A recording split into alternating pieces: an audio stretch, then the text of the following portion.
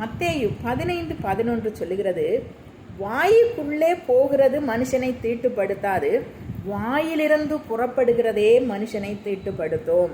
அதாவது இந்த விஷயம் பார்த்திங்கன்னா தீட்டுப்படுத்தும்ன்றது இந்த வசனத்தில் இருக்கிறது. ஆனால் நம்ம இப்போ எப்படி அதை எடுத்துக்கொள்ளணும்னா, நம்ம வாய்க்குள்ளே போகிறது நம்மளை தீட்டுப்படுத்தாது. அது நமக்கு தேவையான ஒரு சத்தையும், நமக்கு ஒரு எனர்ஜியையும், ஒரு சுகத்தையும், ஒரு பலத்தையும், இந்த மாதிரியான காரியங்கள் தான் நம்ம வாய்க்குள்ளே போய் கொண்டு இருக்கிறது. ஏன்னா நம்ம உயிர் வாழணும், நம்ம உடம்பு சரியில்லைன்னா மாத்திரை மருந்து சாப்பிடணும், இந்த மாதிரி நன்மையான காரியங்கள் வாய்க்குள்ளே போய் கொண்டு இருக்கிறது. அது சில நேரம் அதிகப்படியாக சாப்பிட்டா நமக்கு செரிமான பிரச்சனைகள், குழப்பங்கள், இந்த மாதிரியான காரியங்கள் நமக்கு வரலாம்.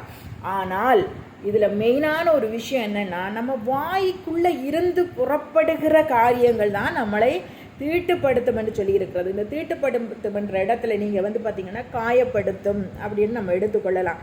ஏன்னா நம்மளுடைய வாயிலிருந்து வருகிற காரியங்கள், புறப்படுகிற காரியங்கள், வெளிப்படுகிற காரியங்கள், அந்த வார்த்தைகள், ஹல்லேலூயா, அந்த கோபம், அந்த எரிச்சல், அந்த பொறாமை, அந்த மாதிரியான வார்த்தைகள் தான் மனிதனை காயப்படுத்தும், வேதனைப்படுத்தும்.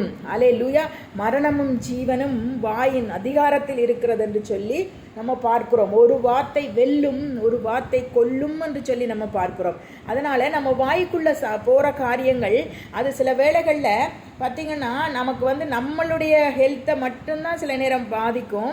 இல்லை நம்மளுடைய உடல்நிலையை சில நேரம் பார்த்திங்கன்னா ஏதோ ஒரு ஃபுட் பாய்சனோ அல்லது ஏதோ ஒரு பலவீனமோ அல்ல ஒரு செரிமான கோளாறோ, இந்த மாதிரியான விஷயங்கள் அது நீங்கள் சாப்பிடுகிறது, நீங்கள் உட்கொள்ளுகிறது உங்களை மட்டும்தான் பாதிக்கும்.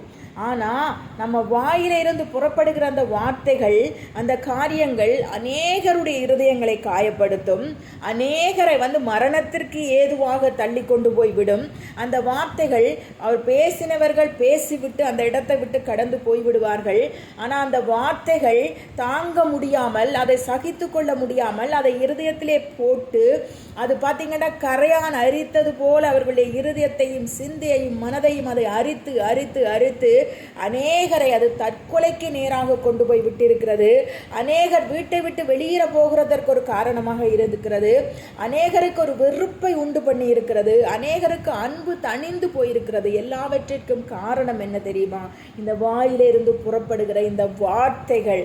இந்த வார்த்தைகள் மெதுவானதாகவும் மெருகேற்றப்பட்டதாகவும் தாழ்மை உள்ளதாகவும் அன்புள்ளதாகவும் இரக்கமுள்ளதாகவும் இருக்கிற பட்சத்தில் அநேகருடைய இருதயங்களுடைய காயங்களை ஆற்றும், அது தேற்றும், அரவணைக்கும், அநேகருடைய வாழ்க்கையை எடுத்து கட்டும். அநேகருக்கு நம்ம சொல்லுகிற ஆலோசனைகள் அவர்களுடைய குடும்பங்களை எடுத்து கட்டும்.